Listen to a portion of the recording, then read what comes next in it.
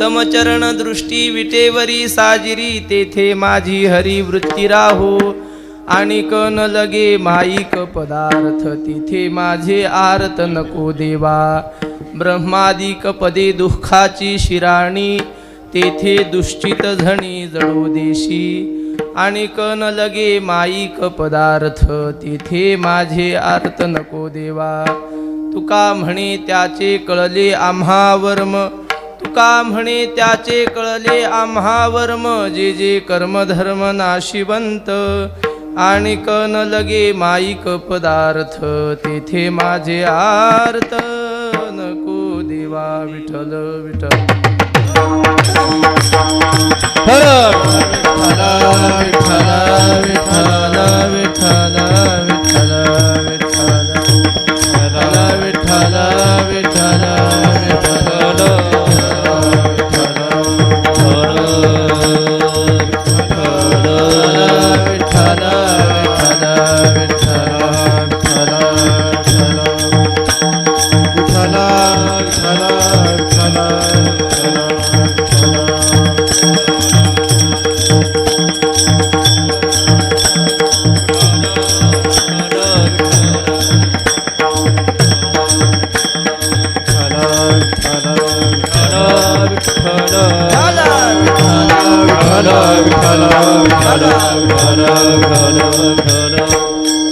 ध्यायेत् श्री विठ्ठलाख्यं समपदकमलं पद्मपत्रायताक्षं गम्भीरस्निग्धहासं कटिनिहितकरं नीलमेघावभासं विद्युद्वासोवसानं मणिमयमुकुटं कुण्डलोद्भासिगण्डं मायूरस्रग्विभूषाभयवरसहितं कौस्तुभोद्भासिताङ्गं पाण्डुरङ्गाकरू प्रथम नमन पाण्डुरङ्गाकरू प्रथम नमन पाण्डुरङ्गाकरू प्रथम नमन पाण्डुरङ्गाकरू प्रथम नमन सरे चरणा संतांचिया सरे चरणा संतांचिया सरे चरणा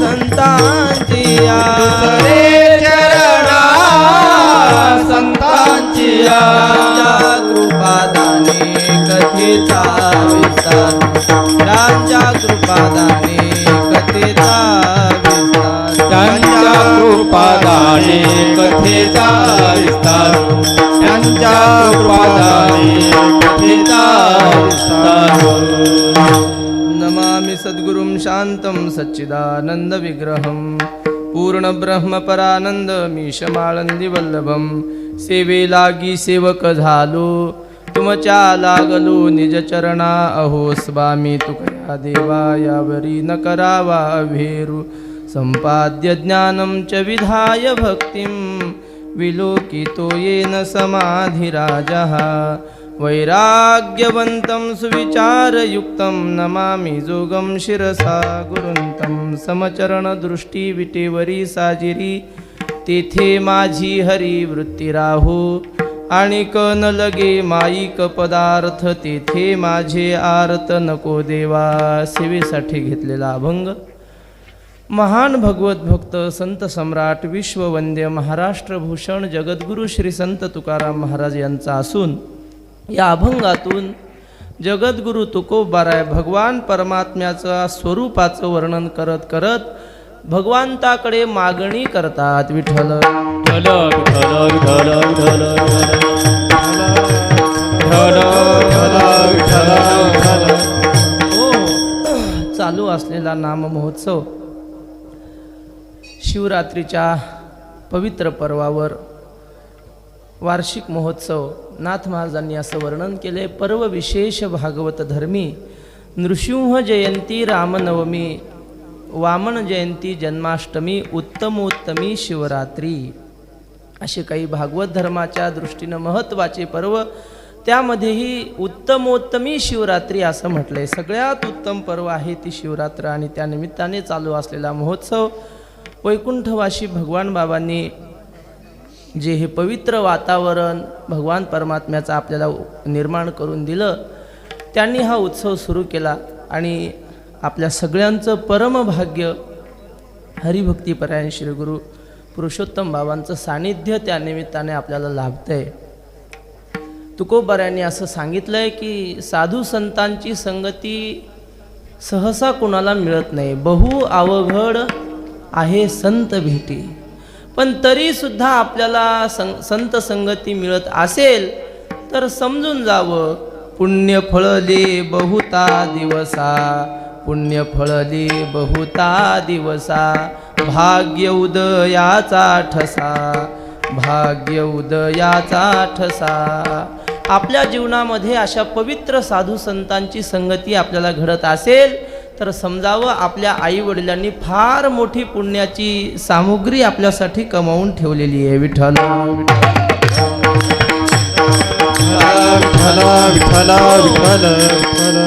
या ठिकाणी बाबांसारखे महात्मेत आणि ज्यांनी महाराष्ट्रातले सगळे विद्वान कीर्तनकार, त्या अशा विद्वान कीर्तनकारांना ज्यांनी आयुष्यभर साथ केली, नुसती साथ नाही त्यांना आवडेल अशी मृदंगाची साथ केली, अशी श्री गुरु आबा आज वाजवायला आहेत.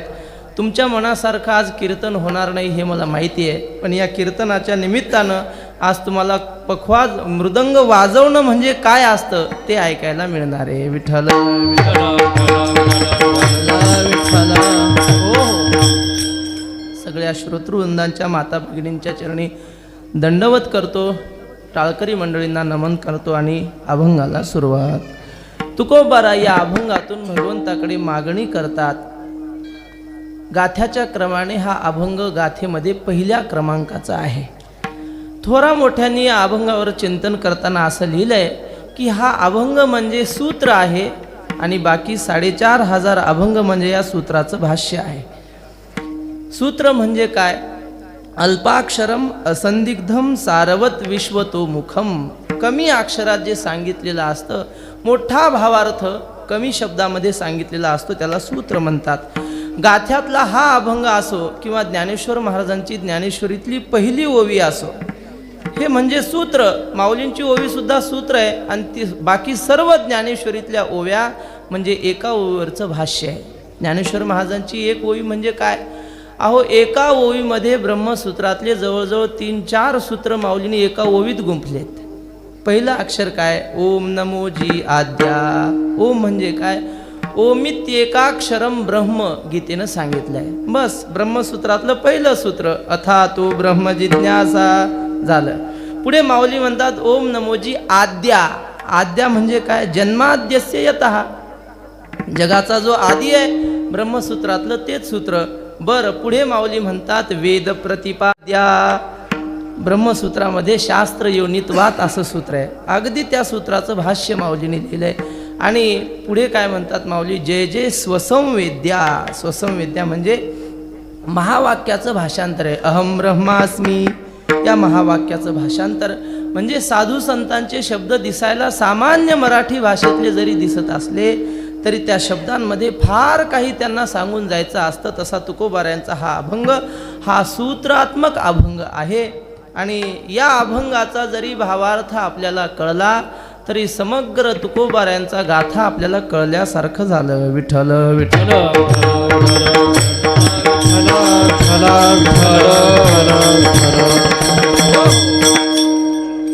मानवी जीवनाचं वैशिष्ट्य काही वेगळं साधू संतांनी शास्त्रांनी सांगितलंय. इतरही जीव आहेत, प्राणी मात्र आहेत, पण त्यांच्यात आपल्यात फरक आहे.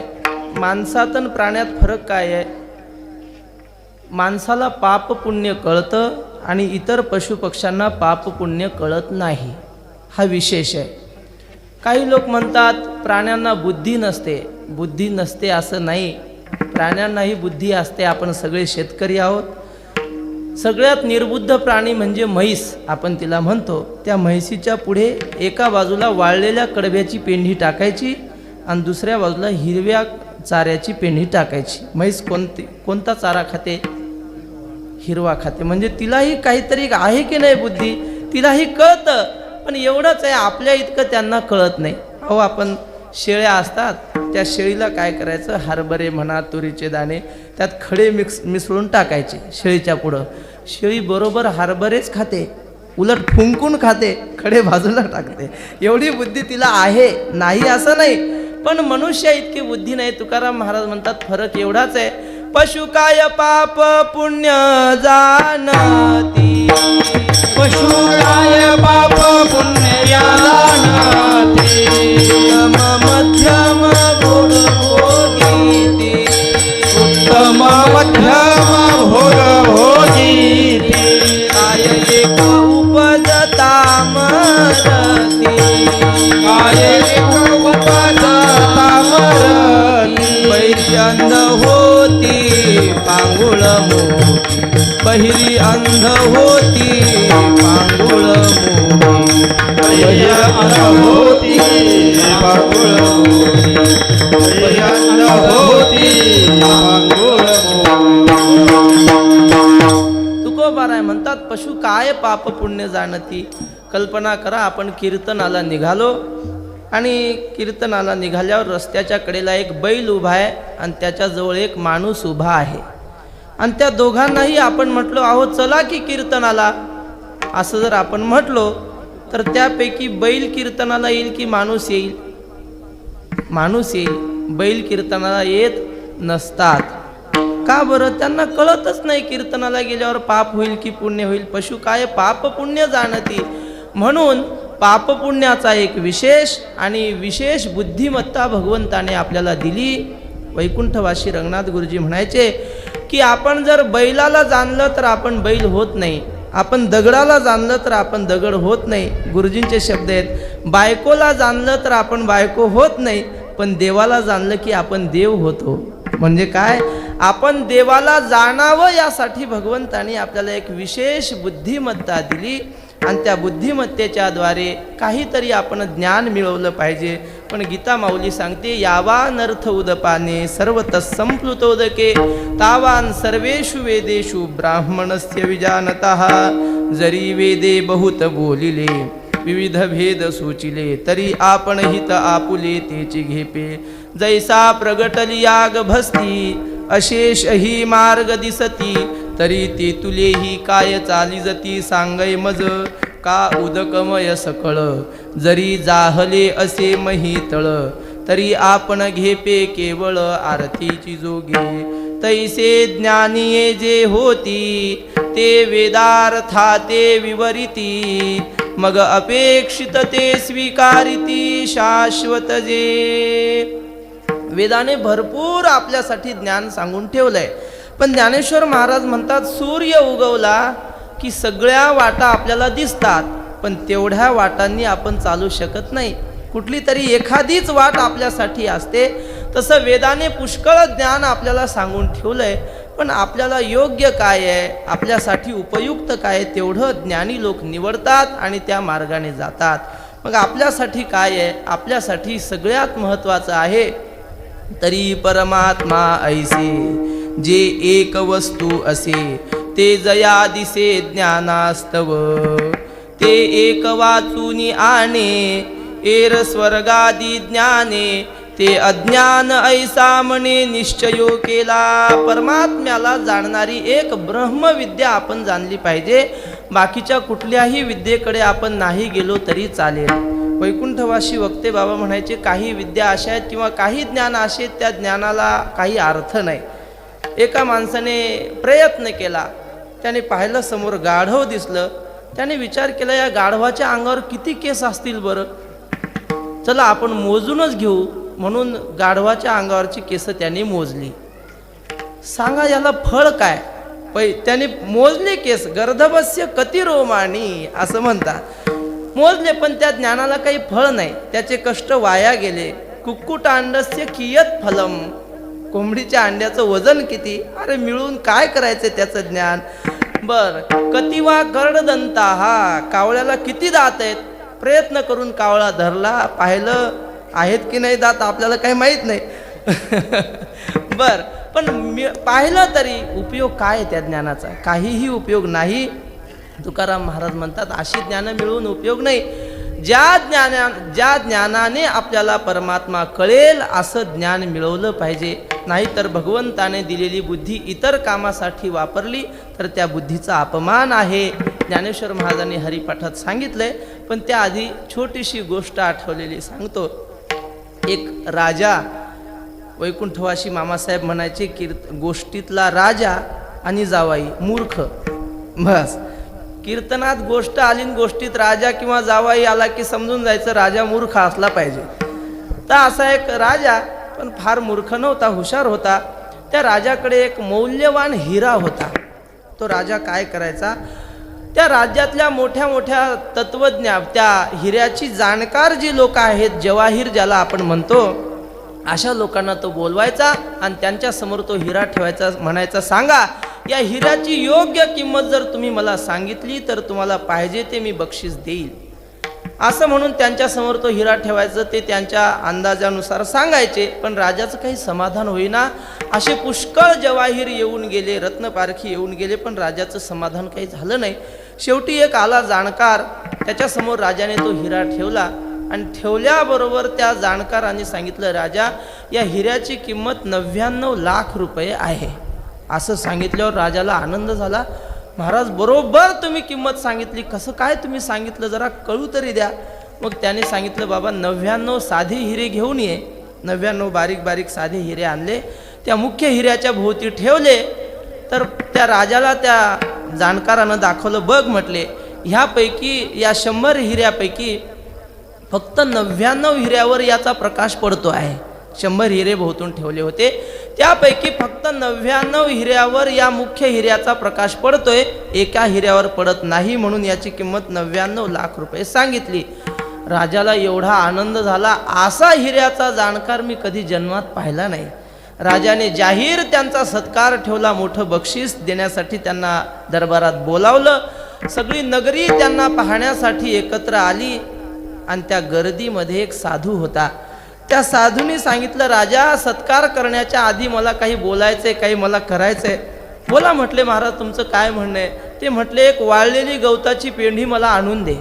ते म्हटले, कशाला? म्हटले, ह्या हिऱ्याचा जो जाणकार आहे ना, त्याच्या डोक्यावर ठेवून मला ती गवताची पेंढी पेटवून द्यायची, म्हणजे ह्याचं डोकं जाळायचंय. तो राजा म्हटला, महाराज एवढी बुद्धिमत्ता ज्याची श्रेष्ठ आहे त्याला तुम्ही जाळून टाकायचं म्हणता त्याचं डोकं? तो साधू म्हटला, राजा ह्याच्यासाठी जाळून टाकायचंय की भगवान परमात्म्याने एवढी तीक्ष्ण, एवढी शक्तिशाली बुद्धी ज्याला दिली, त्याने ती बुद्धी दगडाचं परीक्षण करण्यासाठी वापरली.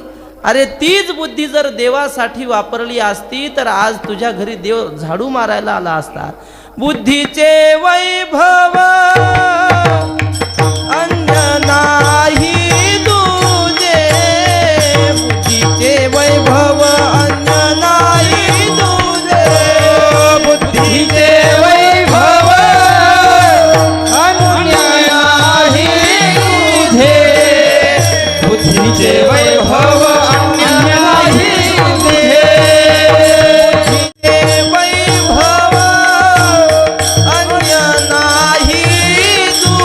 बुद्धीचे वैभव अन्य नाही तुझे, बुद्धीचे वैभव अन्य नाही तुझे, बुद्धीचे वैभव अन्य नाही तुझे, बुद्धीचे वैभव अन्य नाही तुझे.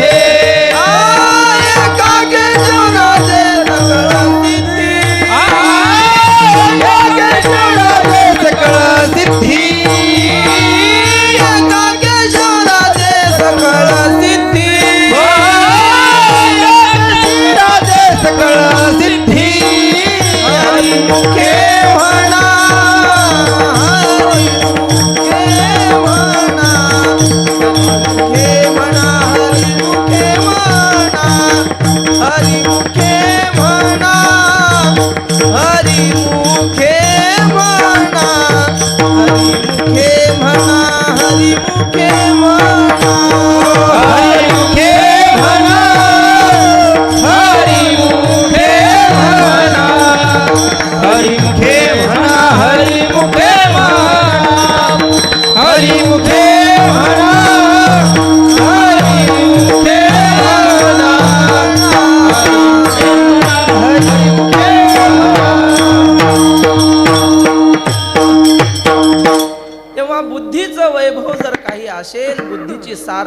समस्या जर काही असेल तर ती परमात्म्याच्या जाणण्यामध्ये आहे.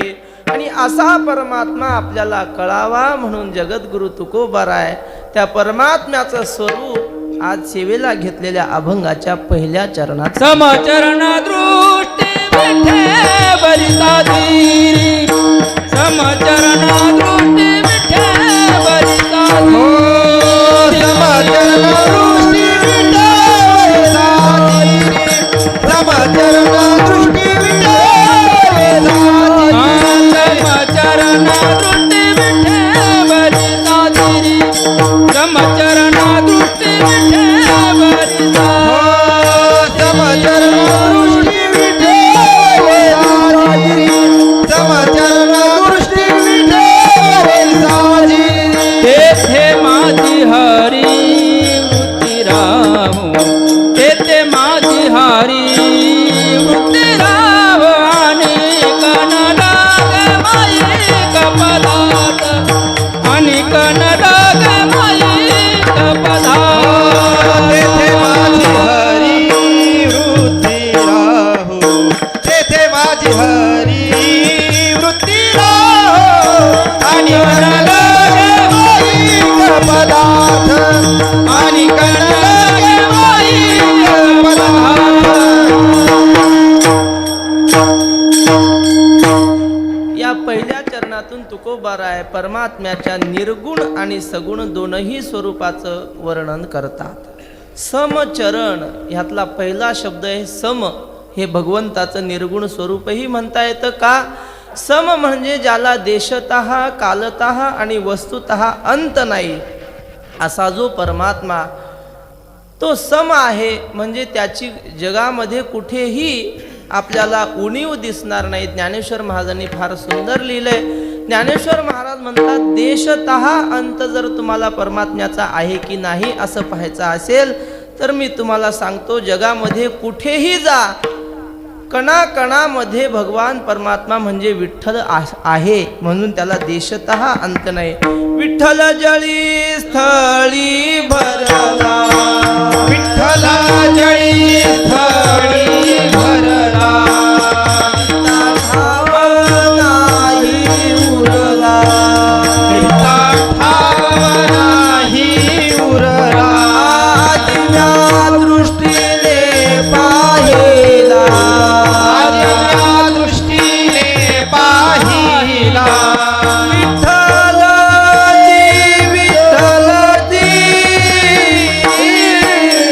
विठ्ठल म्हणता हरे बापू विठ्ठल म्हणता हरे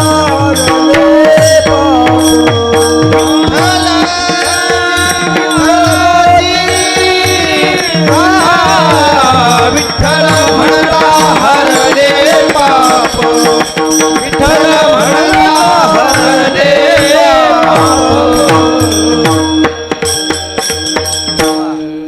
ज्ञानेश्वर महाराज म्हणतात सगळीकडे तो परमात्मा व्यापून आहे. न व्यापित्वा देशतो नांतो नित्यत्वा नापि कालतः न वस्तुतोपि सार्वात्म्यादानंत्यं ब्रह्मणि त्रिधा.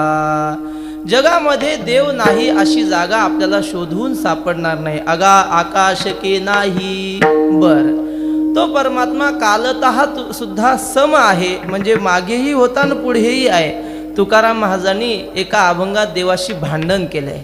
तुकाराम महाराज देवाच्या समोर उभं राहिले, पंढरपूरला गेले आणि देवाला म्हणू लागले देवा माझे खापर पंजोबा तुझ्या वारीला यायचे तेव्हा तू होतास. बर माझे आजोबा यायचे पणजोबा यायचे तेव्हा तू तसाच होता. आज मी येतो तरी तू तसाच आहेस. अरे माझी मेली बहुवारी तू तो जैसा तैसा हरी विठो कैसा वाचलासी. आमच्या पिढ्यानं पिढ्या गेल्या ते सगळे गेले पण तू मात्र जसाच्या तसा आहेस. असं कसं काय झालं? म्हणजे तुकाराम महाराज विनोद करतात देवाशी. ह्याच्यातून तुकाराम महाराजांना काय सुचवायचंय?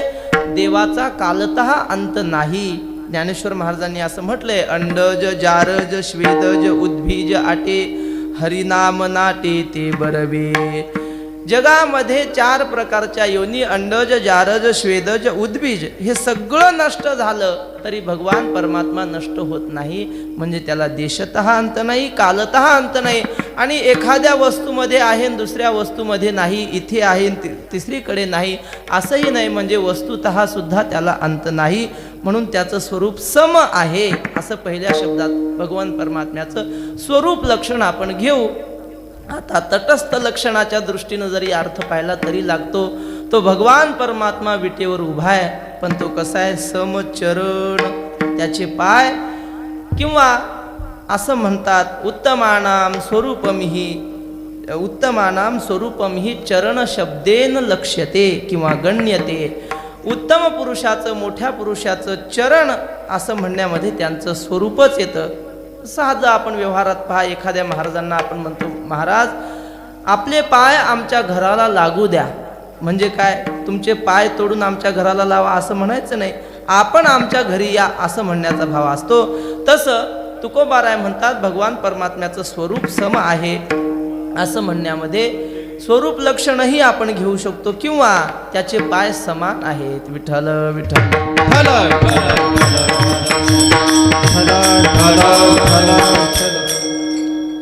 श्रीमद भागवतामध्ये असा प्रसंग आहे, वैकुंठवासी वक्ते बाबा सांगायचे. भगवान परमात्मा गोकुळातून मथुरेला गेला, भगवान श्रीकृष्ण, आणि तिथं गेल्याबरोबर त्या मथुरेमध्ये एक मंथरा, काय तिचं नाव, कुब्जा दाशी होती. ती त्या कंसासाठी चंदन घेऊन चालली होती, आणि समोरून श्रीकृष्ण आला. त्याचं सावळं सुंदर रूप पाहिलं आणि तिला वाटलं आपल्या हातातलं चंदन, सावळ्या अंगात चंदन. ज्ञानेश्वर महाराज म्हणतात सावळ्या व्यक्तीला चंदन फार शोभून दिसतं, आणि तिला मोह काही आवरला नाही. तिनं चंदनाचं बोट घेतलं आणि भगवान श्रीकृष्णाच्या कपाळाला लावलं, आणि तिच्यावर प्रसन्न होऊन भगवंताने तिच्याकडे पाहिलं. ते 3 ठिकाणी वाकडी होती, कमरेत वाकडी होती, मान वाकडी आणि हात वाकडे म्हणा काय, अशी 3 ठिकाणी ती शरीरामध्ये वाकडी होती. देवाला तिची दया आली आणि डोळे लावून देवानं ब्रह्मदेवाला जाब विचारला, हिला का वाकडं केलं, एवढ्या शुद्ध मनाची?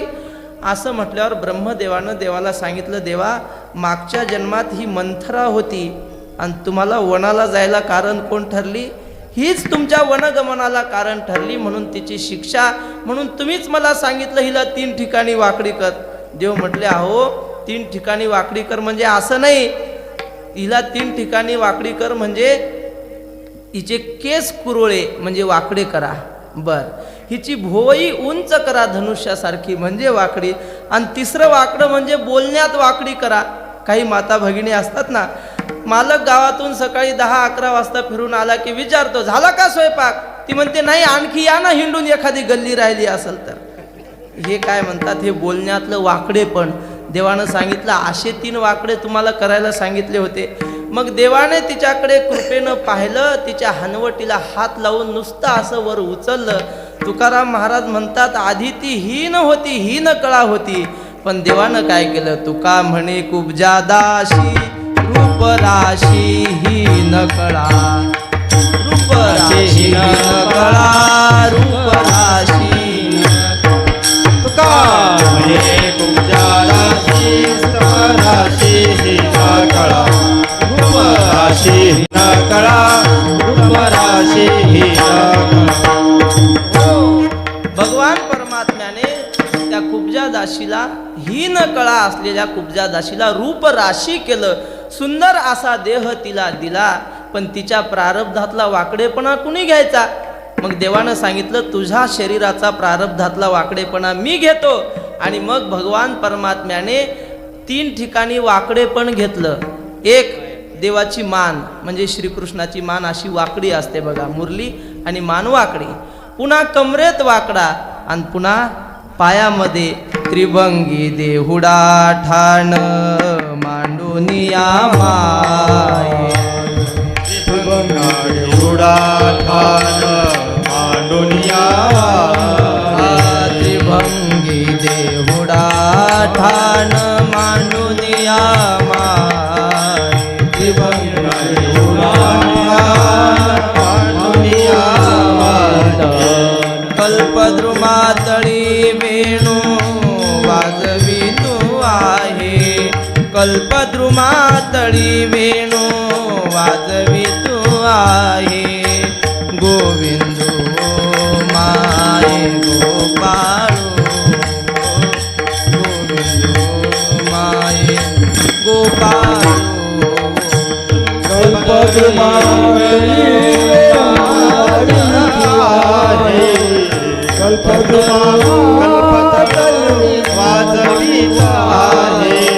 गोविंदो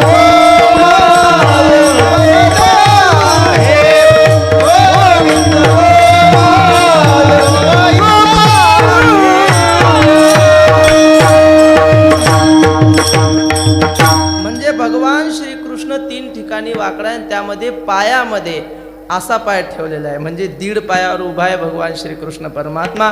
आणि साधू संतांनी तेच वर्णन केले. ज्ञानेश्वर महाराज म्हणतात त्रिभंगी म्हणजे 3 ठिकाणी तो वाकडा आहे.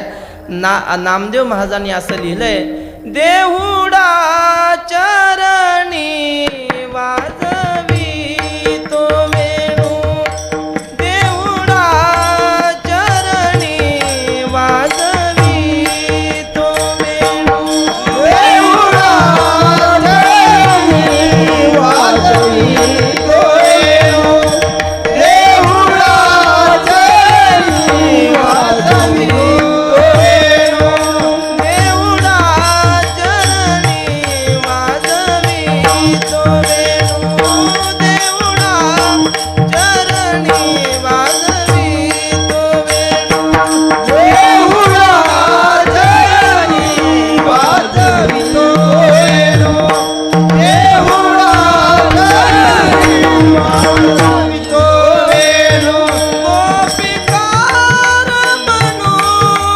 स्वामी माझा गोपिकार म्हणू स्वामी माझा देखीला गे माये यमुनेच्या तीरी देखीला गे माये यमुनेच्या तीरी देखीला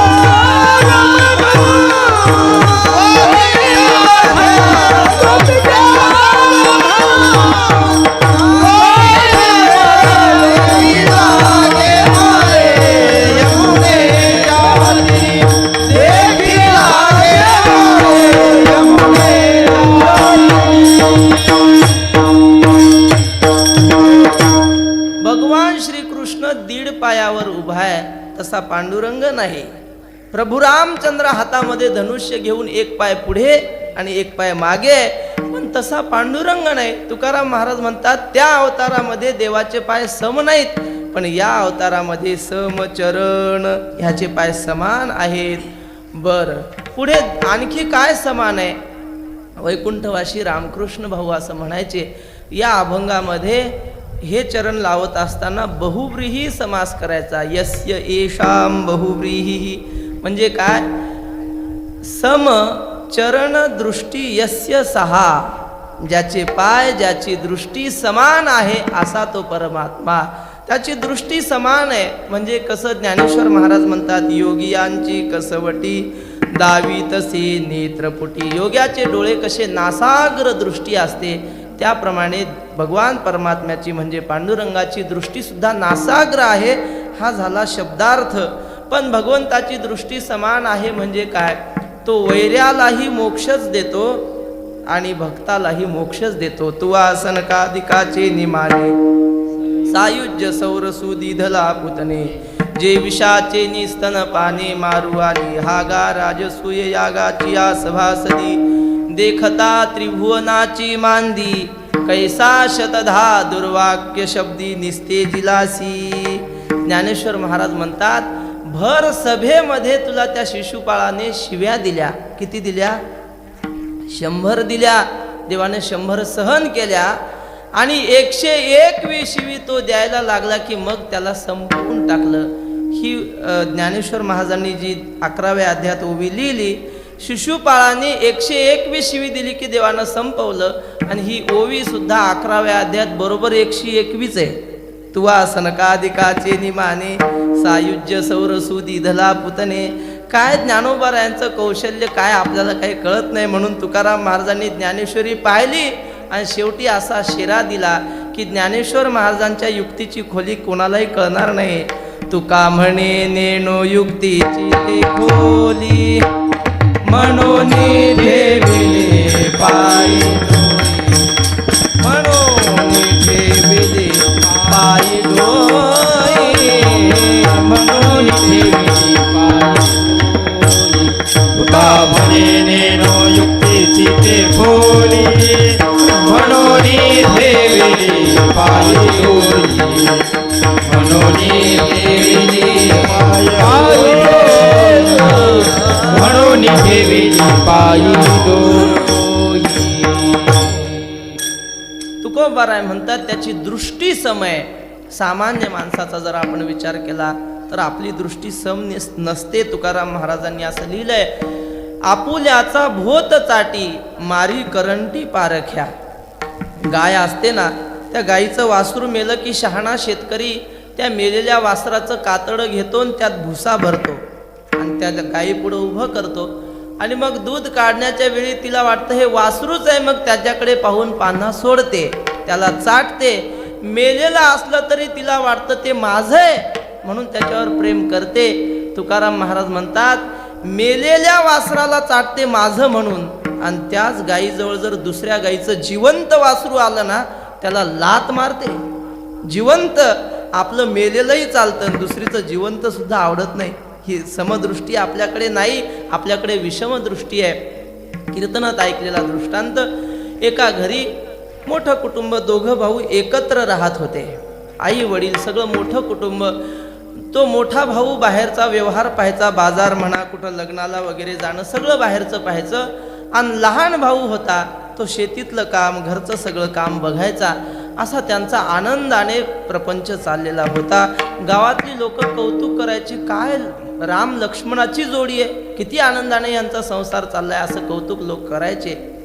एके दिवशी तो मोठा भाऊ कुठेतरी बाहेर गेला आणि येताना त्याच्या लक्षात राहिलं नाही, मुलांना काहीतरी खाऊ घ्यायचा लक्षात राहिलं नाही. आता घरी गेल्यावर मुलं म्हणतील काय खाऊ आणला, आता काय द्यावं. ऊसाचं शेत होतं, एक ऊस घेतला आणि तो घरी निघाला. आल्याबरोबर ह्याचा एक मुलगा आणि लहान्या भावाचा मुलगा दोघंही पळत आले.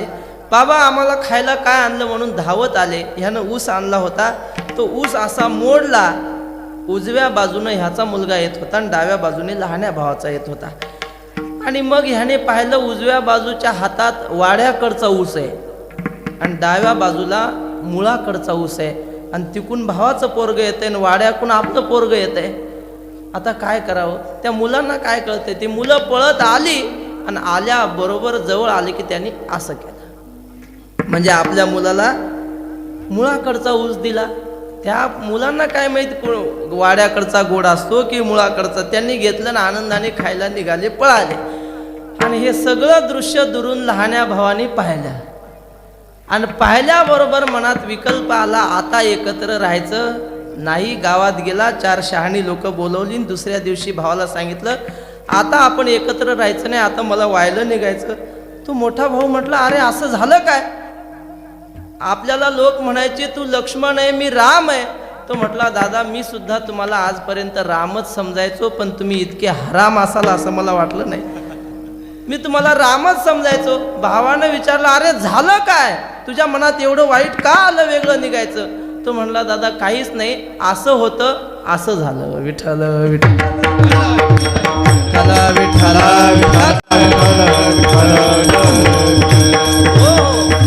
तुकोबाराय म्हणतात, देवाच्या ठिकाणी साधू संतांच्या ठिकाणी अशी विषम बुद्धी नसते. ते आपल्या मुलाबाळावर जसं प्रेम करतात तसंच इतरांवरही प्रेम करतात. दया करणे जे पुत्रासी तेची दासानी दासी, तेची दासानी दासी. दया करणे जे पुत्रासी तेची दासानी दासी, तेची दासानी दासी. अशी विषम बुद्धी नसते, त्यांचीही दृष्टी सम आणि भगवान परमात्म्याचीही दृष्टी सम असते. हेच तुकाराम महाराज या अर्ध्या चरणातून सांगतात, समचरण दृष्टी. बरं, हे सगळं ध्यान कुठे आहे? विटेवरी साजिरी. पंढरपूरचा पांडुरंग विटेवर उभा आहे असं उपनिषदातलं वाक्य श्री गुरुनाम गुरु साखरे महाराज सांगत असतात की लोक म्हणतात वेदामध्ये पुराणांमध्ये विठ्ठलाचं नाव कुठं आलं? महाराज सांगतात, सभूमिं विश्वतो वृत्वा अत्यतिष्ठद्दशांगुलम. या मंत्रामध्ये सभूमिं विश्व मधला वि, अत्यतिष्ठत त्यामधला ठ, दोन म्हणजे ठ आलेला, अर्धा ठ आणि पूर्ण ठ, विठ्ठ बर, आणि शेवटी अत्यतिष्ठ दशांगुलम त्यातला लम म्हणजे ल, म्हणजे विठ्ठल असा शब्द उपनिषदात आला असं महाराज सांगतात. आणि तो विठ्ठल कुठे उभा आहे? तर तो विटेवर उभा आहे. विटेवरी ज्याची पाऊले समान, तोची एकदान शूरदाता. बरं, तुकाराम महाराज म्हटले ते सगळं ठीक आहे, पण विटेवर जरी उभा असला तरी तो दिसायला कसा आहे? साजिरी असं विशेषण दिलंय. साजिरी म्हणजे कसा आहे? गोकुळातला प्रसंग, तो गोकुळातूनच आलेला आहे की नाही? त्याचं रूप कसं आहे तुकाराम महाराज एका शब्दात सांगतात. लहानपणी गोकुळामध्ये असताना तो रांगायचा, हळूहळू चालायला लागला. चालता चालता काही खोड्या त्याने सुरू केल्या. त्या गोकुळामध्ये गवळण होती. नवीन विवाह, जुन्या काळात लहानपणी विवाह व्हायचा, आणि ती सासरी आली. तिच्या सासूनं आल्या आल्या सांगितलं, हे बघ आपल्या घरी 500 गायी आहेत, एवढ्या गायींचं शेण काढल्याशिवाय तुला काही खायला मिळणार नाही.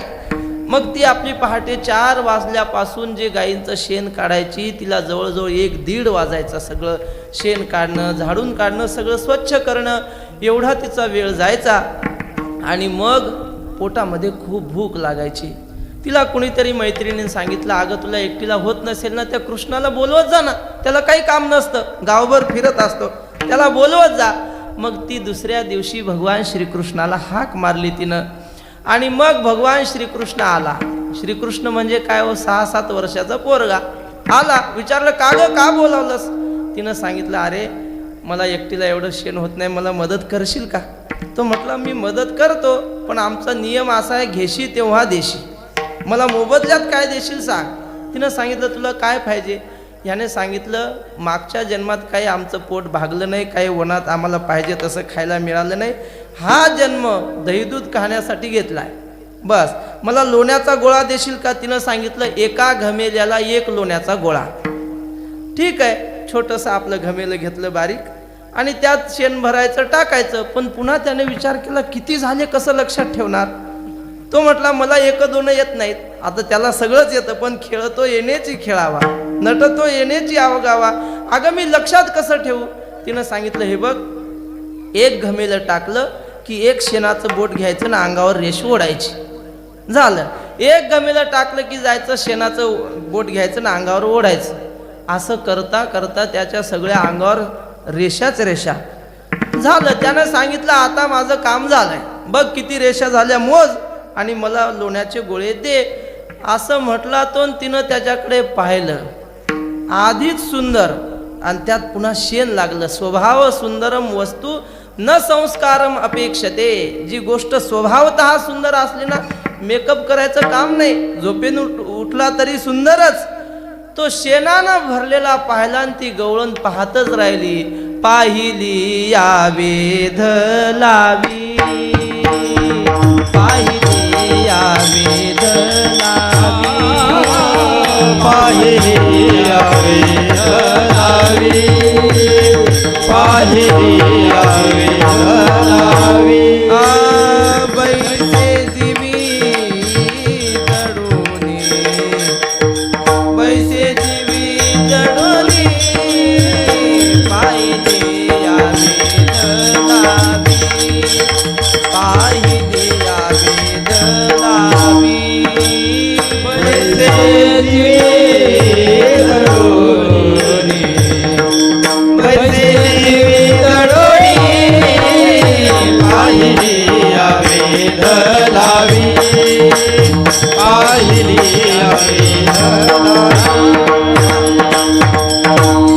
त्या गवळणीनं त्याच्याकडे पाहिलं आणि ती वेडीच झाली. काय सुंदर दिसतोस कृष्णा, शेणानं भरलेलं तुझं रूप.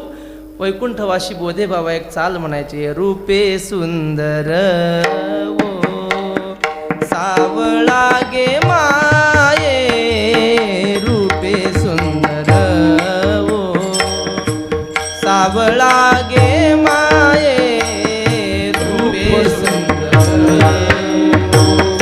सावळा गे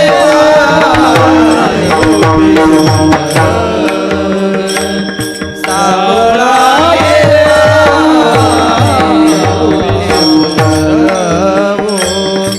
सावळा गे माये, रूपे सुंदर सावळा गे माये, रूपे सुंदर गे सावळा गे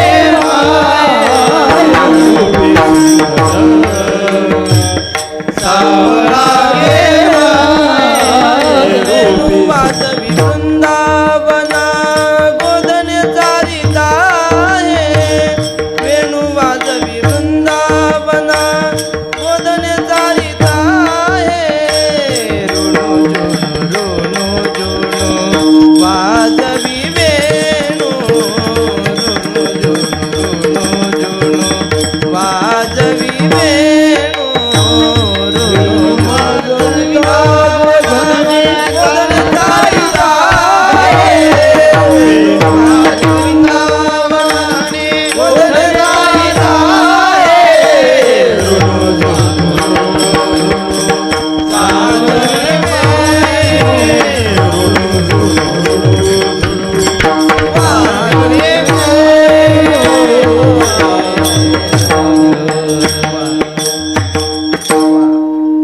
ती गवळण त्याच्याकडे पाहत राहिली. तुकाराम महाराज म्हणतात, तोच गोकुळातला इथे विटेवर उभा आहे, म्हणून याची दृष्टी कशी, याचं दृष्टी आणि याचं रूप अत्यंत सुंदर आहे. समचरण दृष्टी विटेवरी साजिरी. आणि अशा सुंदर रूपाचं वर्णन ज्ञानेश्वर महाराजांनी केलं. ज्ञानेश्वर महाराजांनी देवाकडे पाहिलं आणि माऊलींना वाटलं आपण ह्याच्या रूपाचं वर्णन करू. पांडुरंग कांती दिव्य तेज झळकती, रत्न किळ फाकती प्रभा, अगणित लावण्य तेज पुंजाळले, नवर्णवे तेथीची शोभा. ज्ञानेश्वर महाराज म्हणतात, त्याच्या रूपाचं वर्णन करायला मी बसलो, पण न वर्णवे तेथीची शोभा, त्याच्या रूपाचं मी वर्णन करू शकलो नाही. सांगण्याचं तात्पर्य तो अत्यंत सुंदर आहे. बरं, तुकाराम महाराज म्हणतात, देवा मी तुझ्याकडे प्रार्थना करतो, मागणी करतो. काय मागणी माझी? समचरण दृष्टी विटेवरी साजिरी, तेथे माझी हरी वृत्ती राहो. देवाकडे मागणी करतात, कारण तुकोबरायांना माहिती आहे, जीवाने जीवाकडे मागितलं तर काही समाधान व्हायचं नाही. जीवाने एकतर संताकडे मागावं, नाहीतर देवाकडे मागावं. रामायणातला प्रसंग आहे. आणि देवाकडे मागायचं असलं तरी सुद्धा संसारिक वस्तू मागू नये असं लिहिलंय महात्म्यांनी. 3 प्रकारची प्रार्थना आहे. एक उत्तम प्रार्थना, मध्यम प्रार्थना आणि एक कनिष्ठ प्रार्थना. बर, कनिष्ठ प्रार्थना कोणती? देवाकडे स्वतःसाठी माईक वस्तू मागणं ही कनिष्ठ प्रार्थना. देवाकडे सगळ्यांसाठी माईक वस्तू मागणं ही मध्यम प्रार्थना. आणि देवाकरिता देवाकडे देवच मागणं ही उत्तम प्रार्थना आहे. आणि ती उत्तम प्रार्थना तुकाराम महाराज आजच्या अभंगात करतात. तुकाराम महाराज देवाकडे मागतात कारण देव समर्थ आहे. रामायणातला प्रसंग सहज आठवला. भगवती सीता माता जेव्हा त्या रावणाच्या अशोकवनामध्ये होती तेव्हा ती विचार करू लागली की माझ्याकडून काय चूक झाली म्हणून मला आज माझ्या पतीचा वियोग घडला, या राक्षसांच्या बंदिवासात मला का राहावं लागतंय असा विचार केल्यावर सीता मातेच्या लक्षात आलं. सीता माता त्रिजटेला सांगू लागली, अगं त्रिजटे, माझ्या जीवनात सगळ्यात मोठा एक अपराध घडला, तो म्हणजे मी माझ्या पतीकडे हात पसरला, त्यांना मागणी केली. समोरून हरण चाललं होतं आणि त्या हरणाकडे पाहून मला त्या हरणाची इच्छा झाली. मी माझ्या पतीला सांगितलं तेवढं हरण मला मिळवून द्या. अशी मागणी केल्यामुळं आज मला हे दुःख भोगावं लागतंय. तेव्हा सीता माता जगातल्या सगळ्या माता भगिनींना सांगते, बाई मी जी चूक केली ती तुम्ही करू नका. असं मी म्हणत नाही, कोण म्हणतं? सीता माता म्हणते, भ्रतारापाशी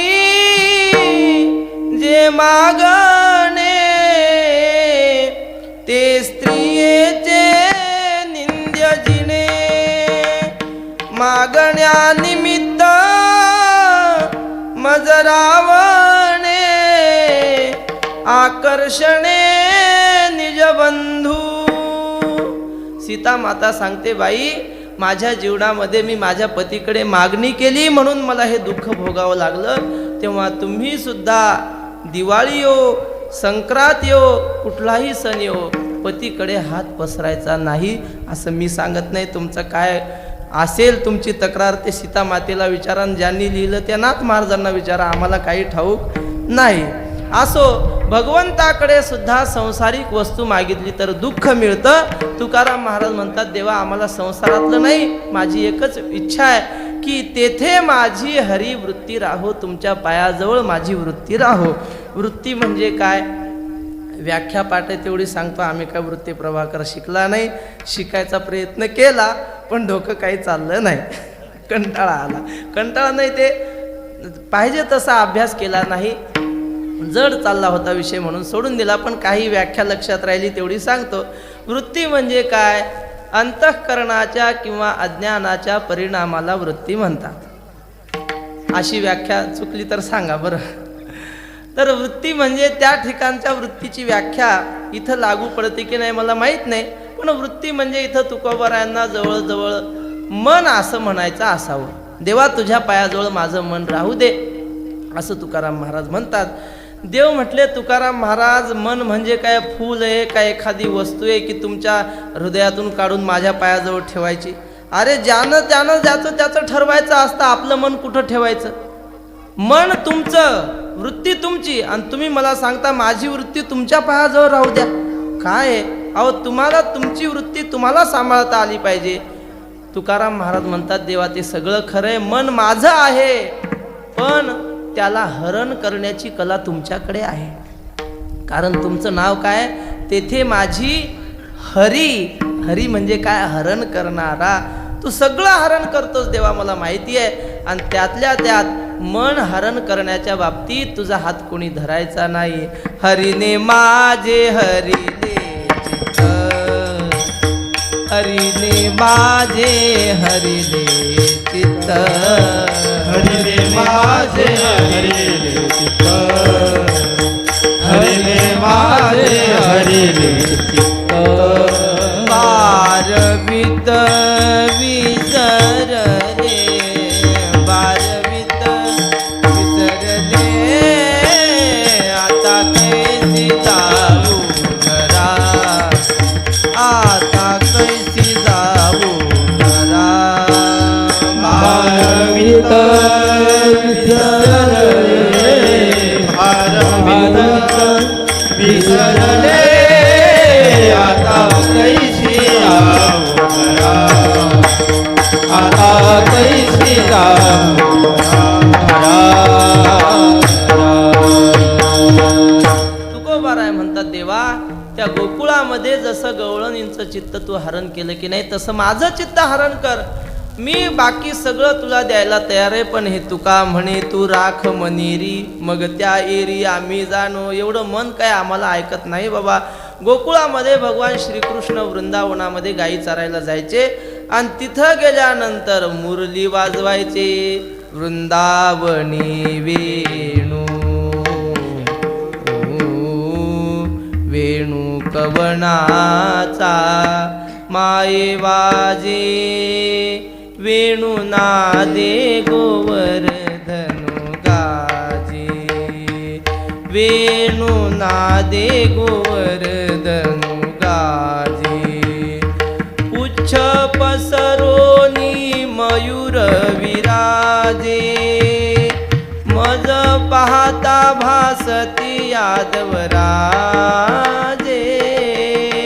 त्या वेणूचा आवाज ऐकला की यमुना जळ स्थिर स्थिर वाहे. यमुनेचं पाणी सुद्धा स्थिर व्हायचं.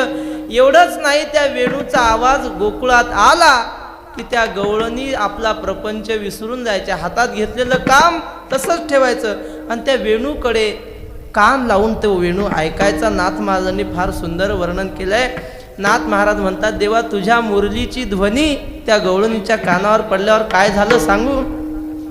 तुझ्या मुरलीची ध्वनी अकल्पित पडली कानी. विव्हळ झाले अंतःकरणी. मी घरधंदा विसरले विसरले विसरले विसरले. आहार सावळिया कैसी वाजवली मुरली. आहार सावळिया कैसी वाजवली मुरली. आहारे सावळिया कैसी वाजवली मुरली. आहारे सावळिया कैसी वाजवली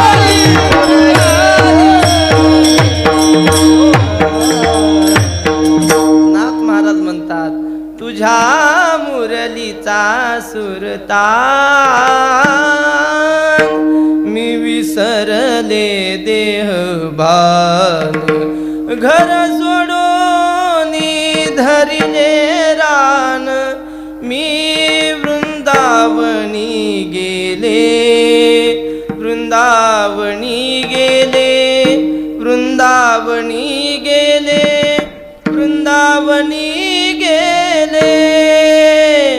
आहार सावळिया कैसी वाजवली मुरली. नाथ महाराज म्हणतात, देवा त्या गवळणींचं चित्त तू वेधून घ्यायचा की नाही, तसं माझंही मन तुकोबाराय म्हणतात, त्या गवळणींसारखं माझंही मन तुझ्या पायाजवळ राहू दे. देव म्हटले, महाराज ते ठीक आहे, सगळं हे झालं परमार्थिक. अहो पण पोटा पाण्याला काही लागतं की नाही. संसाराला काही वस्तू लागतात, काही प्रपंचाला पैसा अडका लागतो. असं काहीतरी मागून घ्या ना, ते तर आम्ही देऊ. तुमचं मन आमच्या पायाजवळ ठेवूत मान्य आहे, पण काही प्रपंचातल्या गोष्टी मागा ना. तुकाराम महाराज म्हटले, देवा फक्त मन तुमच्या पायाजवळ राहू द्या, बाकी मला काहीही नको. अभंगाच्या दुसऱ्या आणि कन लगे आणि कन लगे आणि कन लगे माईक पदार्थ आणि कन लगे आणि कन लगे आणि कन लगे माईक पदार्थ. आणि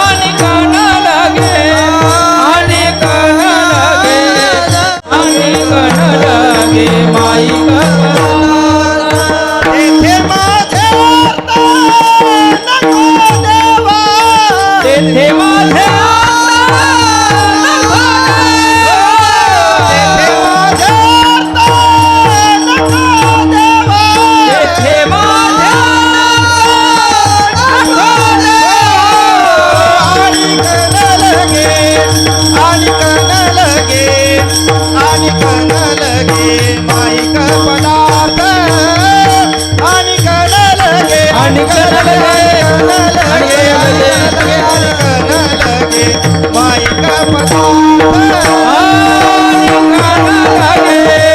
आणि कण लगे माईक पदार्थ आणि कण लगे माईक पदार्थ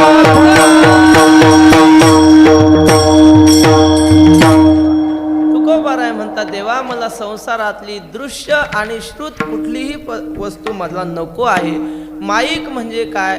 माईक म्हणजे खोटी, प्रपंचातली कुठलीही वस्तू सत्य नाही हे आम्हाला माहिती आहे. म्हणून देवा या संसारातली कुठलीच वस्तू मला देऊ नको. तुकोबारायांच्या जीवनातले प्रसंग आपल्या सगळ्यांना माहिती आहेत.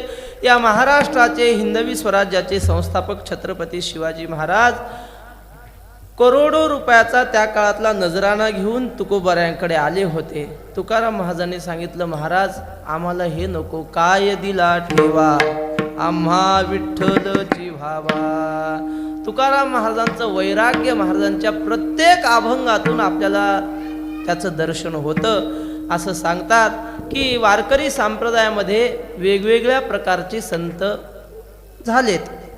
त्यापैकी काही प्रकार असे की असं रूपक करून त्यांनी सांगितलंय. आम्हाला हरिभक्तीपरायण तुंतुणे महाराजांनी सांगितलं पाठात. ते म्हटले, ज्ञानेश्वर महाराज रस्त्याने चालले होते आणि त्यांना संसार रूपी सर्प पडलेला दिसला. म्हणून निरुसलो संसारा सर्प हा विखार पांढरा तुझशी अंतर रे दातारा याची दावेदारा निमित्त. ज्ञानेश्वर महाराजांनी सर्प पाहिला आणि ज्ञानेश्वर महाराज म्हटले, नको, ह्याच्या वाटेलाच जायला नको. ज्ञानेश्वर महाराजांनी रस्ता बदलला आणि दुरून निघून गेले. म्हणजे ज्ञानेश्वर महाराजांनी त्या संसाररूपी सर्पाला स्पर्श केला नाही, दुरून निघून गेले. त्यांच्या मागून नाथ महाराज आले. नाथ महाराजांनी पाहिलं सर्प दिसतोय. मग नाथ महाराजांनी युक्तीने त्या सर्पाला धरलं, त्याचा विषारी दात काढला आणि त्या सर्पाला हातातलं खेळणं केलं. ब्राह्मणाचा पोर खेळिया एका भला तेने जन खेळ कर केला रे. नाथ महाराजांनी प्रपंचाला हातातलं खेळणं केलं आणि त्यांच्या मागाहून तुकाराम महाराज आले. तुकाराम महाराजांनी काय केलं? सर्प पाहिला, रस्ता बदलला नाही, त्या सर्पाचा विषारी दात काढला नाही. मग काय केलं? सर्पाला ठेचून मारून टाकलं. लाथाळीला हा संसार केला क्षण उर्मीचा मार, केला क्षण उर्मीचा मार. लाथाळीला केला क्षण उर्मीचा मार, केला क्षण उर्मीचा मार.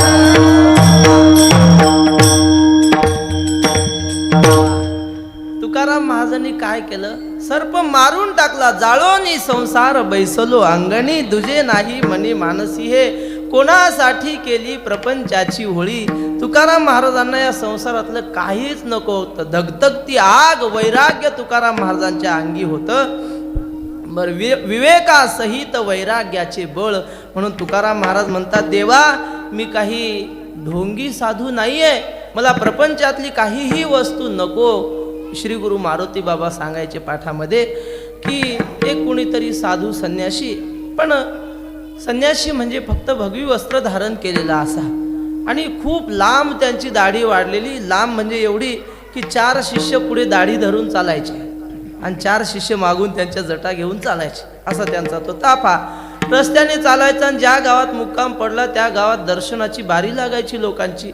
आणि महाराजांना लोक विचारायचे, महाराज तुमचं वय किती आहे? ज्या अर्थी एवढी दाढी केस तुमचे लांब आहेत.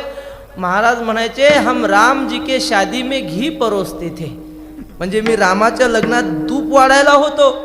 असं म्हटलं की लोकांना आश्चर्य वाटायचं. अहो, एवढे वर्ष झाले प्रभू रामचंद्राला आणि त्यांच्या लग्नात हे तूप वाढायला होते, काय महात्मा आहे. आणि मग दर्शनाची गर्दी व्हायची आणि मग दर्शनाला लोक आले की रिकाम्या हातानं दर्शन घेत नव्हते आणि पुष्कळ संपत्ती त्यांना मिळू लागली. पण सगळेच लोक काही असे वरचा मजला खाली असलेले नसतात. एकाने विचार केला, प्रभू रामचंद्राच्या लग्नात हे होते, एवढे वर्ष माणसाचं शरीर टिकू शकत नाही. बरं, टिकू शकेल एखादा महात्मा योगी पुरुष असेल, तसंही यांच्या जीवनात काही दिसत नाही साधना. मग त्याने युक्ती केली, दर्शनाच्या बारीला लागला आणि त्या साधूच्या जवळ आल्याबरोबर त्याने आपल्या हाताच्या बाया वर केल्या आणि खाड दिशी त्या संन्यासी महाराजांच्या कानाखाली मारली. मारल्याबरोबर शिष्यांचा गराडा आला. अहो तुम्हाला काही कळतं का? महाराज काय साधे आहेत का? महाराज रामाच्या लग्नात तूप वाढायला होते, खुशाल तुम्ही मारता? तो म्हटला हो हो, मी सुद्धा रामाच्या लग्नात जेवायला पंक्तीला होतो. तुमचा महाराज तूप घेऊन आला, माझ्यापर्यंत तूप वाढलं, नेमकं मला सोडलं आणि पुढच्याला वाढलं. तेव्हापासून मी शोधत होतो हे कुठं सापडतात. आज मला सापडले म्हणून आज बदला घेतला. तुकाराम महाराज म्हटले, देवा तशी संपत्ती कमावण्यासाठी मी वारकरी झालो नाही. मला तुझ्याकडून काही नको, आणिक न लगे माईक पदार्थ. आणि देवा हेही सांगतो, नुसती संपत्ती नको असं नाही, तेथे माझे आर्त नको देवा. म्हणजे त्या संपत्तीची इच्छा सुद्धा मला नको. कारण नुसती इच्छा जरी असली, ज्ञानेश्वर महाराज म्हणतात की एरवी बाह्य विषय तरी नाही, परी मानसी होईल जरी काही, तरी साध्यंतुची पाही संसारू असे. ज्ञानेश्वर महाराज म्हटले, एरवी बाह्य विषय सगळे सोडलेले आहेत, पण अंतःकरणात विषयाची इच्छा जरी असली तरी तो खरोखर संसारीच आहे असं ज्ञानेश्वर महाराज म्हणतात. गीता माऊलींनी फार सुंदर सांगितलंय, ध्यायतो विषयान् पुंसस् संगस्तेषुपजायते, संगात संजायते कामः, कामात् क्रोधो विजायते, क्रोधात् भवति सम्मोहः, सम्मोहात् स्मृतिविभ्रमः, स्मृतिभ्रंशात् बुद्धिनाशो, बुद्धिनाशात् प्रणश्यति. हे जे मी आता श्लोक म्हणू शकलो, हे श्री गुरु पुरुषोत्तम बाबांची कृपा आहे. महाराजांकडे जे शिकले, श्री गुरु आप्पा असतील नाशिकचे किंवा श्री गुरु खगेंद्र महाराज, त्यांनी आम्हाला संथा दिली गीतेची. त्यांनी शिकवलं म्हणून आळंदीत टिकलो. आता त्यांचे गुरु श्री गुरु महाराज आहेत. म्हणजे महाराजांच्या बाबतीत आम्ही गुरुनाम गुरु असं महाराजांना म्हटलं पाहिजे. तेव्हा महाराजांच्या कृपेनं आम्हाला प्राप्त झालेले हे गीतेची संथा म्हणा किंवा वारकरी संप्रदायातलं जे काही आहे, मी आज जो तुमच्या समोर उभं राहून बोलतोय, हे केवळ श्री गुरु महाराजांची कृपा आहे. काय आमचं भाग्य पहा, तुमचं आमचं सगळ्यांचंच भाग्य. आळंदीला गेलो, श्री गुरु पाटील काका आहेत, पांडुरंग महाराज आहेत सांभाळायला. इकडं आलो, श्री गुरु पुरुषोत्तम बाबा आहेत. पंढरपूरला जायचो, तिथं वक्ते बाबा भेटायचे. काय जिकडं जावं तिकडं भगवान परमात्म्याने आम्हाला खरे साधू दिले महाराज. लबाड साधूची आमची गाठच पडू दिली नाही. याचा अर्थ काय? याचा अर्थ ही आपली कमाई नाही, आपल्या आई वडिलांची पुण्याई आहे. ज्या अर्थी आपण अशा महात्म्यांच्या सहवासात राहू शकतो, हे कर्तृत्व आपलं नाही. तुकाराम महाराज म्हणतात, तुका म्हणे मज न घडता सेवा, पूर्व पुण्य ठेवा उडवला. ज्ञानेश्वर महाराज सांगतात, जरी हृदयी विषय स्मरती, तरी निसंगा ही आपजे संगती, संगे प्रगटे मूर्ती अभिलाषाची, जेथ काम उपजला तेथ क्रोधू आधीची आला, क्रोधी असे ठेविला समोह जाणे, समोहा जालिया व्यक्ती. बर विठ्ठल विठ्ठल.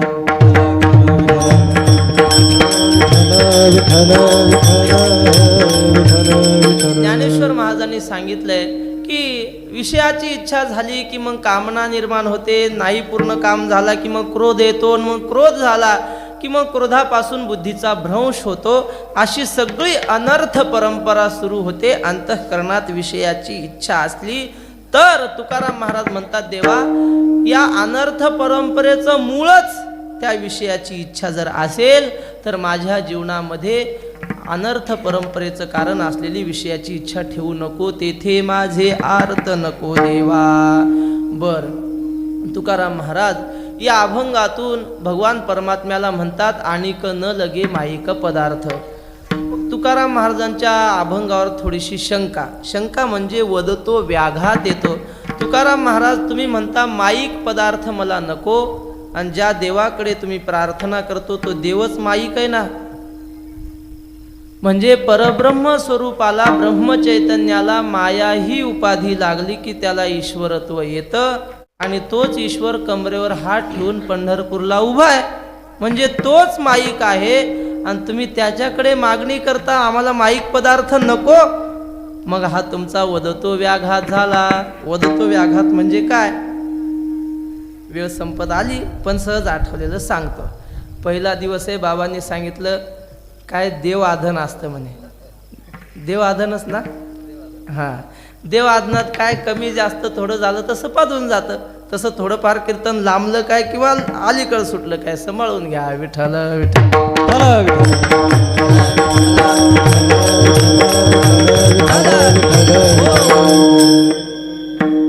एका गावामध्ये व्यसनमुक्तीचं काहीतरी व्याख्यान होतं आणि साहेबांनी अर्धा तास व्याख्यानात सांगितलं व्यसन कुठलंही करू नये, बिडी ओढू नये, कुठल्याही प्रकारचं धूम्रपान आपल्या जीवनात करू नये, त्याने कॅन्सर होतो, लोकांमध्ये आपला अपमान होतो, आपले पैसे वाया जातात, म्हणून धूम्रपान करू नये. असं अर्धा तास व्याख्यान झालं. टाळ्यांचा कडकडाट झाला.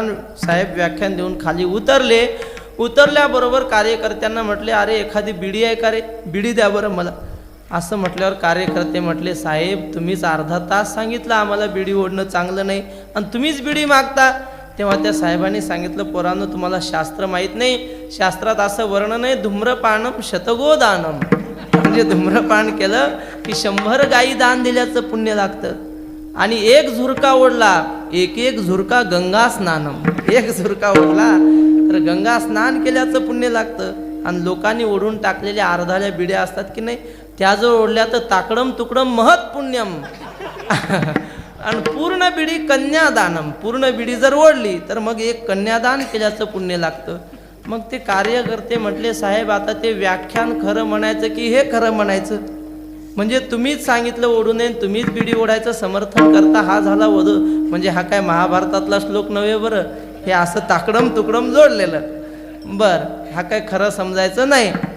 दृष्टांत म्हणून घ्या, याला म्हणतात वदतो व्याघात. आपणच बोललेली वस्तू आपल्याच वाणीनं आपण खोडून टाकणे, याला वदतो व्याघात म्हणतात. तसं तुकाराम महाराज तुम्ही म्हणता, देवा मला माईक पदार्थ नको, आणि तुम्ही माईकाकडेच प्रार्थना करता, हा वदतो व्याघात आहे.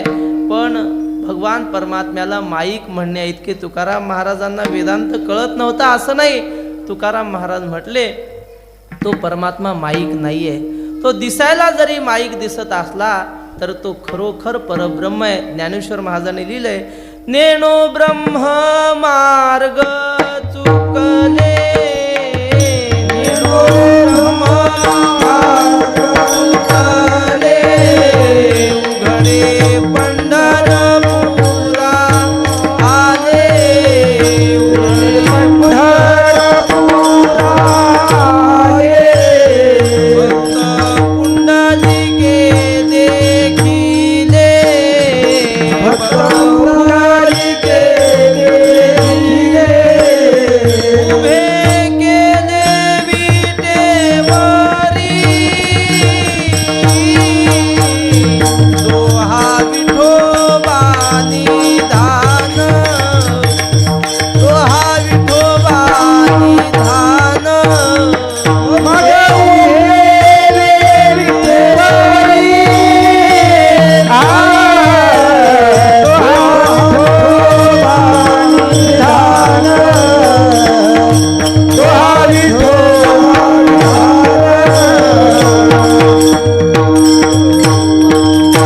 ज्ञानेश्वर महाराज म्हणतात, तो परमात्मा म्हणजे साक्षात परब्रह्म आहे. नेणो ब्रह्म मार्ग चुकले, उघडे पंढरपुरा आले. बर, तो मायावी आहे, माईक नाही. मायावी म्हणजे काय, माया त्याच्या ताब्यात आहे. एखादा गारुडी असतो, खेळ करतो, अनेक मायेच्या लीला करून तो आपल्याला दाखवतो, खोट्या नाटी पदार्थ आपल्याला करून दाखवतो, माईक पदार्थ करतो. ते पदार्थ खोटे असतात पण खेळ करणारा गारुडी खरा असतो. तसं तुकाराम महाराज म्हणतात, हे जग खोटं असेल पण ह्या जगाला तयार करणारा, जगाची उत्पत्ती स्थिती सांभाळणारा जो परमात्मा तो खोटा नाही, तो माईक नाही, मायावी आहे, माया त्याच्या ताब्यात आहे. असो, तेव्हा तुकाराम महाराज म्हणतात, देवा मला कुठल्याही प्रकारचा माईक पदार्थ नको. देव म्हटले, ठीक आहे महाराज, तुम्हाला मृत्यू लोकातले पदार्थ माईक वाटतात, खोटे वाटतात, सोडून द्या. मृत्यू लोकातलं काही तुम्हाला मी नको म्हणतो. पण तुम्हाला ब्रह्म व्हायचा असेल, ब्रह्म नाही ब्रह्मदेव व्हायचा असेल, तुम्हाला महादेव व्हायचा असेल, किंवा भगवान विष्णू व्हायचा असेल, किंवा इंद्र व्हायचा असेल, असे स्वर्गातले वैकुंठातले कुठलीही पद तुम्हाला पाहिजे असतील तर तुम्ही मागून घ्या. तुकाराम महाराज म्हटले, देवा त्यांचीही मला अपेक्षा नाही. अभंगाचं 3रं ब्रह्मादिक पदे दुःखाची शिराणी, ब्रह्मादिक पदे दुःखाची शिराणी, ब्रह्मादिक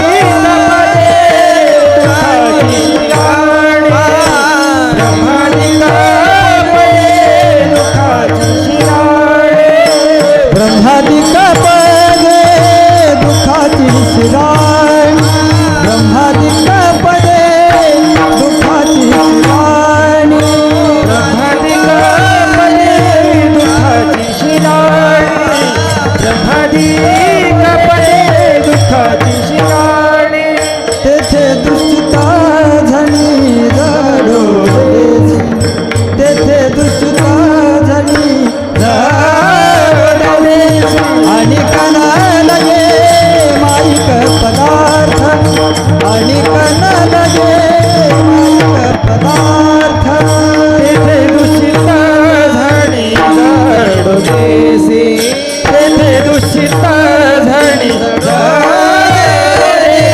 आणि कन लगे माईक पदार्थ आणि कन लगे माईक पदार्थ. तुकोबाराय म्हणतात, देवा ब्रह्मादिक पद असले ती सुद्धा मला नको, कारण ती पद म्हणजे दुःखाची शिराणी आहेत. दुःख देण्याच्या बाबतीत ती सर्वश्रेष्ठ आहेत. दुःखाचा कडेलोट त्यांच्या ठिकाणी आहे, म्हणून ती सुद्धा आम्हाला नको. का बरं नको?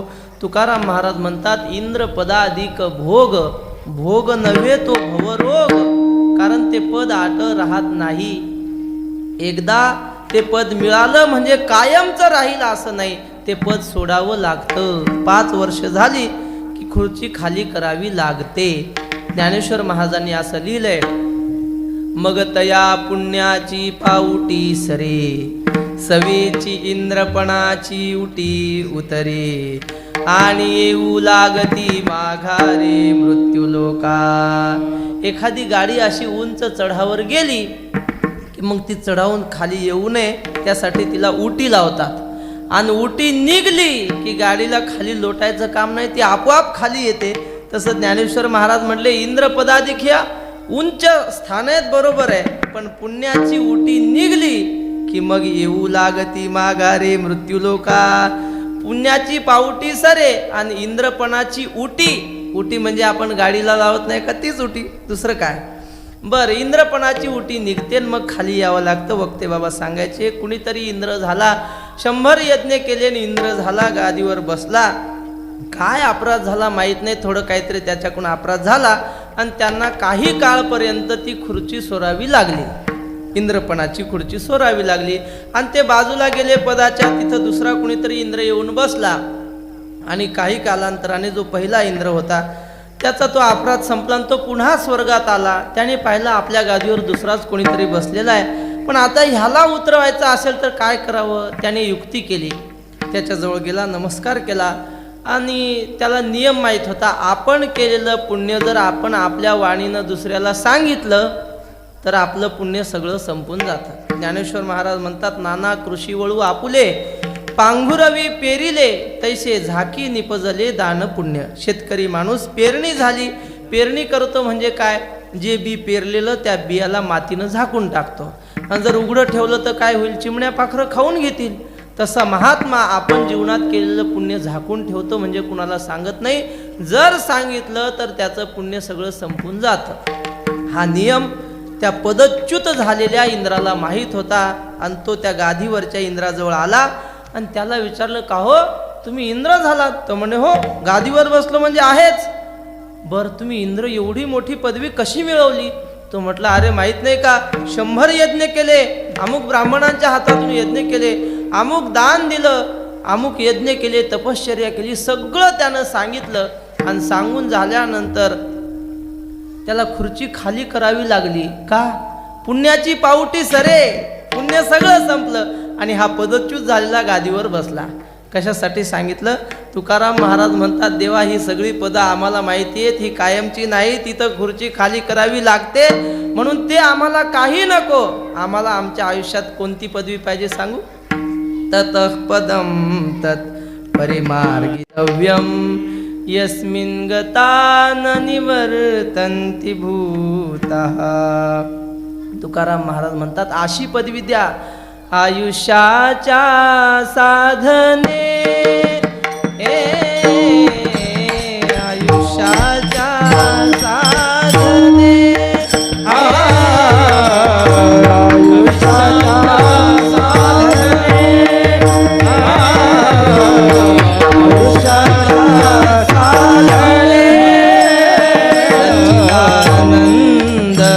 पदवी घेणे, सच्चिदानंद पदवी घेणे.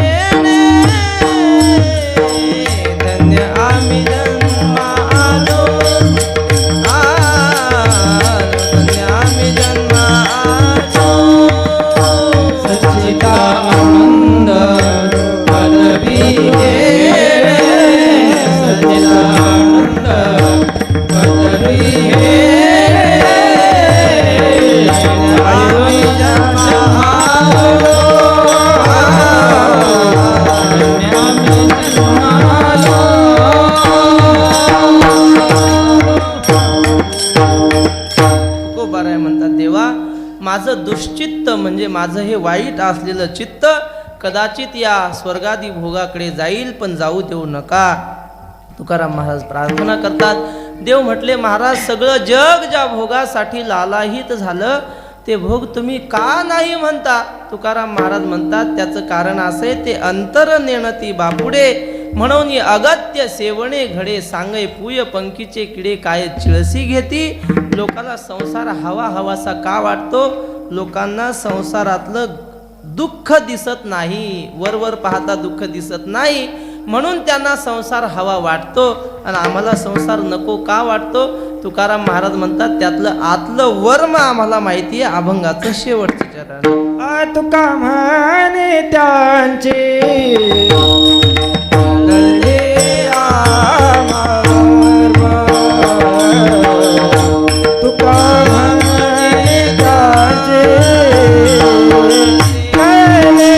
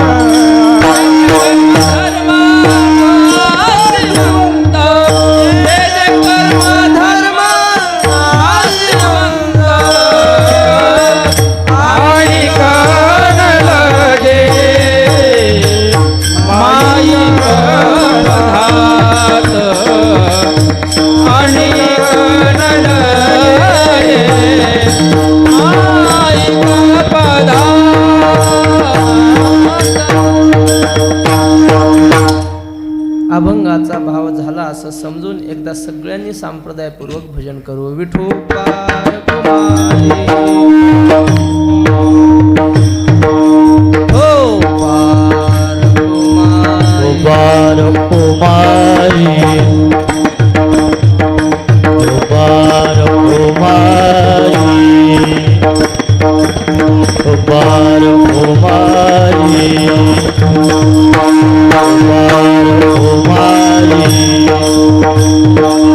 बार कुमारी, बार कुमारी, बार कुमारी, बार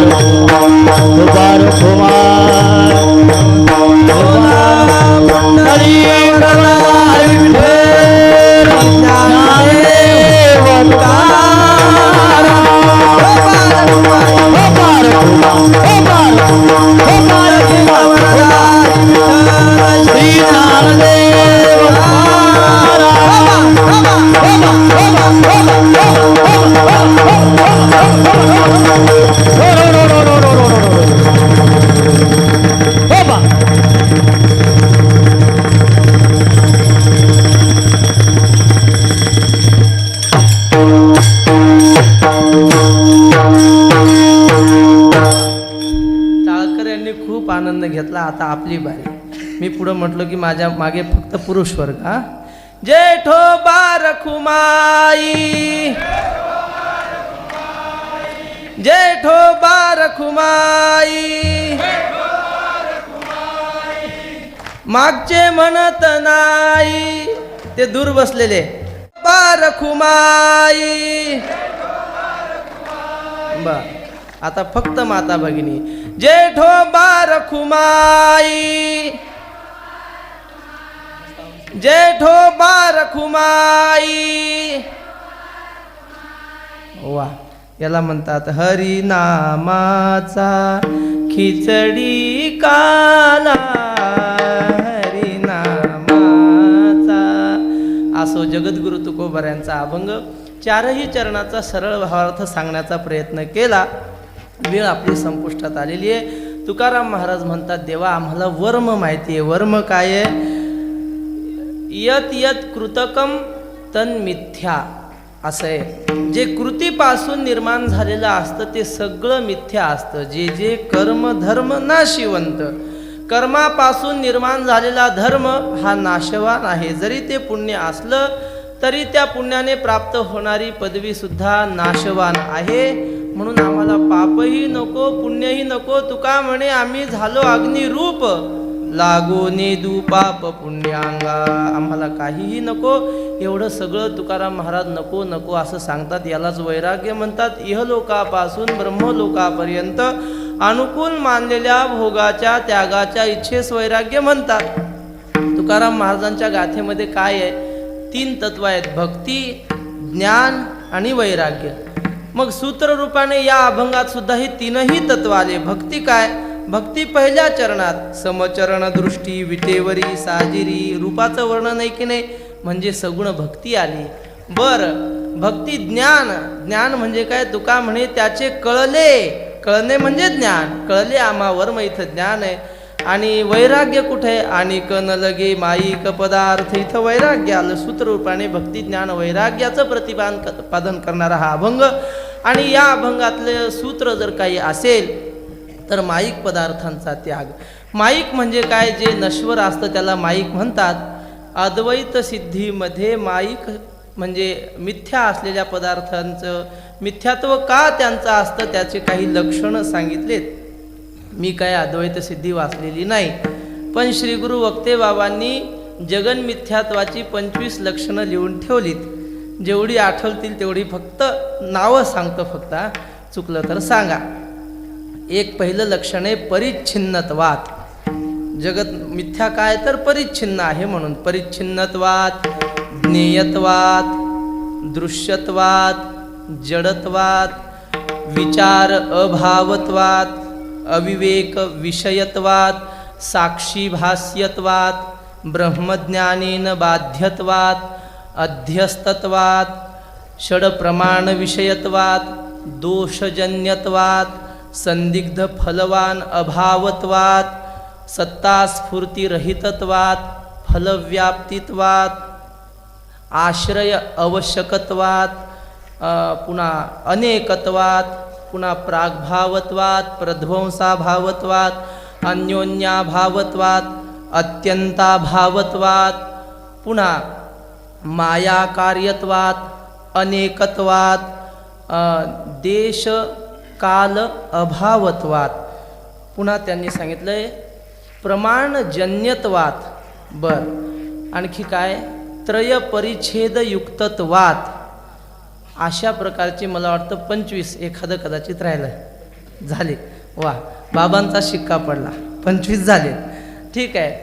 तर अशा प्रकारे जगन मिथ्यात्वाची लक्षणं त्यांनी सांगितलीत. आणि हे सगळं तुकाराम महाराजांना माहीत होतं. जग काही खरं नाही म्हणून देवा जगातलं मला काही नको. आणि न लगे माईक पदार्थ, तेथे माझे आर्त नको देवा. अभंगावर महाराजांच्या कृपादृष्टीतून जे काही मला सुचलं ते मी सांगण्याचा प्रयत्न केला. वैकुंठवासी भगवान बाबांच्या चरणी झालेली सेवा समर्पित करतो.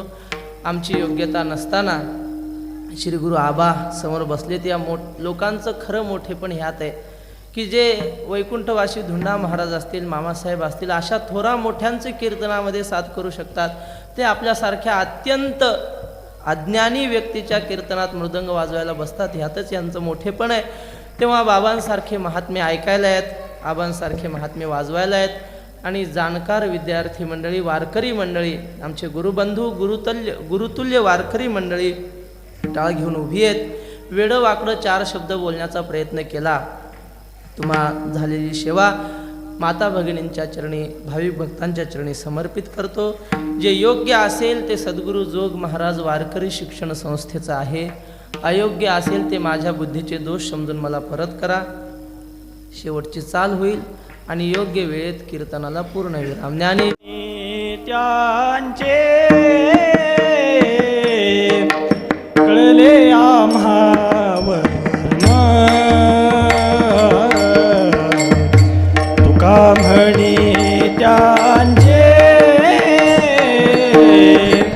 कळले आम्हावर तुका म्हणे त्यांचे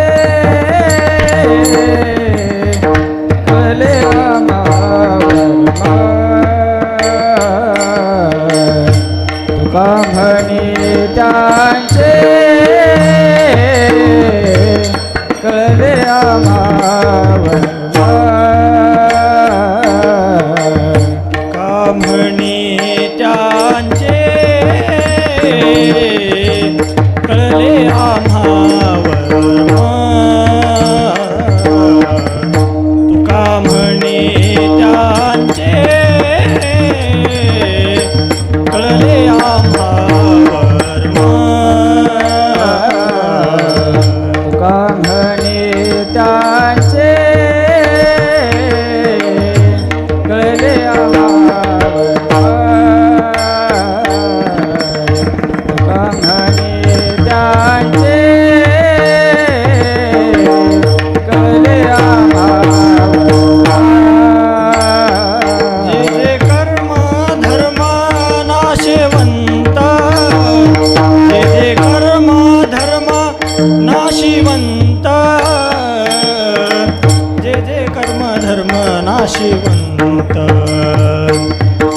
आणि कण लगे माईक पदार्थ आणि कण लगे माईक पदार्थ धर्म नाशिवंत जे जे कर्म धर्म नाशिवंत जे जे कर्म धर्म नाशिवंत आणि कण लागे माईक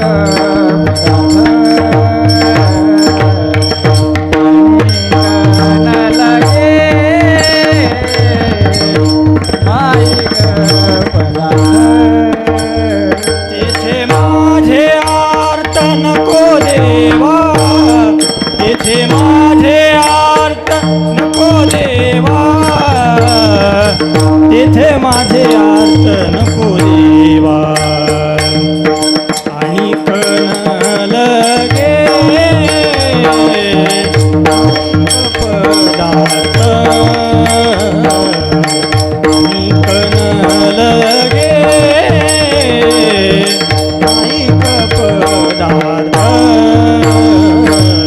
माझे अर्थ नको देवा माझे अर्थ नको देवा तेथे माझे अर्थ नको देवा आणि कण लागे माईक कण लगे माईक तेथे माझे अर्थ नको देवा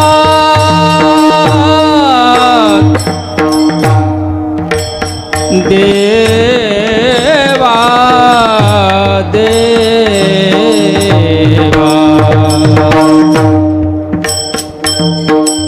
देवा